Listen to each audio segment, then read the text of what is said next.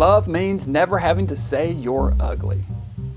That is the tagline for one of the most memorable movies of Vincent's entire career, the 1971 horror black comedy, The Abominable Dr. Phibes. The film is set in England in 1925. In it, Price plays Dr. Anton Phibes, a man hell-bent on revenge. Phibes is an expert in a number of fields, including medicine and theology, as well as music. He is a world-renowned organist.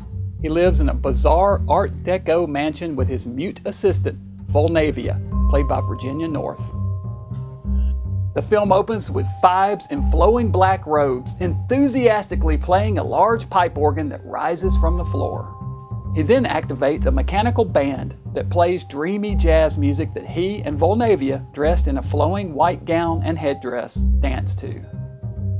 We learn that Phibes' wife, Victoria Regina Phibes, played by Carolyn Monroe, died 4 years earlier while on the operating table. Phibes was away in Switzerland at the time, and as he raced back to be by his wife's side, his car skidded off a cliff and he burned to death.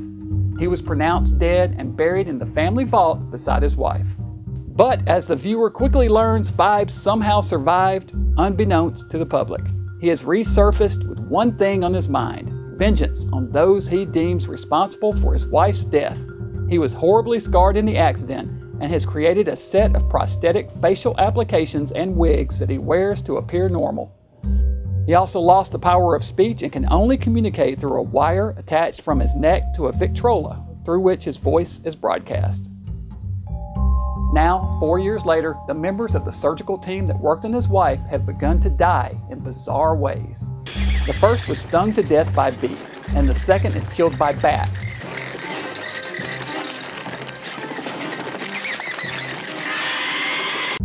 The third has his head crushed inside a frog mask at a masquerade party.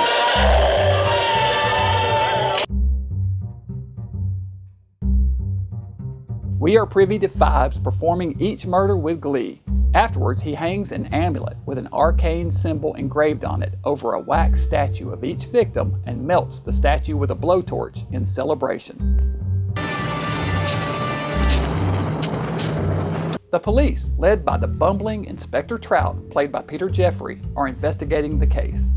They realize that all the victims previously worked with a man named Dr. Vesalius, played by Joseph Cotton.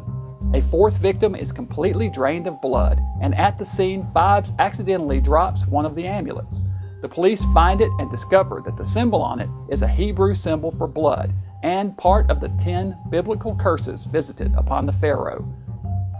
The plagues are, in order, boils, bats, frogs, blood, rats, hail, beasts, locusts, the death of the firstborn, and finally, darkness. Darkness, Rabbi?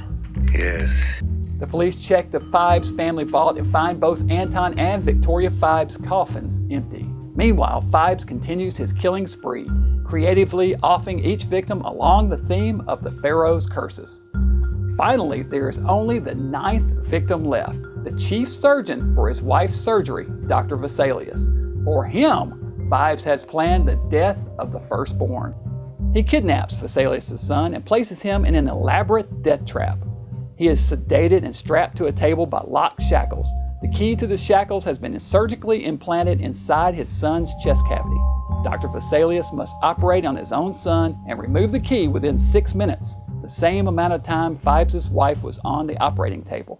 If unsuccessful, a vat of acid will dump onto his son's face, disfiguring him, much as Phibes was disfigured himself. At this point, we have one of the most iconic scenes in horror history as Phibes unmasks, and for the first time we see the hideous scars beneath his prosthetic applications.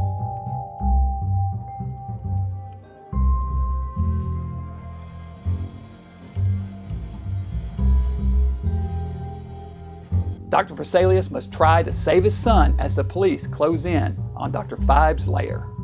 The Abominable Dr. Phibes was directed by Robert Fust for AIP Pictures. It premiered May 20th, 1971 in Los Angeles. Although there are 10 plagues total, there are only 9 victims.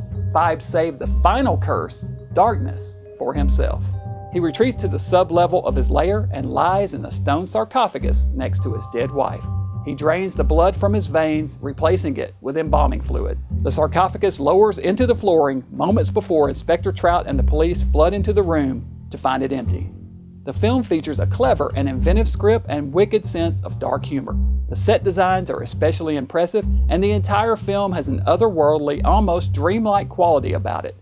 The death scenes are somewhat gory, for 1971 especially, and the film is a prelude to the slasher films of the next decade, but with much more creativity and style.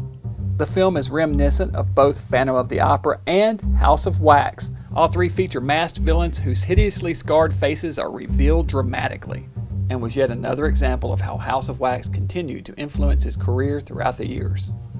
His wife's name in the film, Victoria Regina Phibes, was also a nice touch, a throwback to Vincent's first starring role, even before film, on stage in London, England, in the play Victoria Regina. This film is a fan favorite and an essential Price movie. It would be followed the next year by a sequel, Dr. Phibes Rises Again. Join me back here next week as we look at that film and more here on the Fantastic Films of Vincent Price.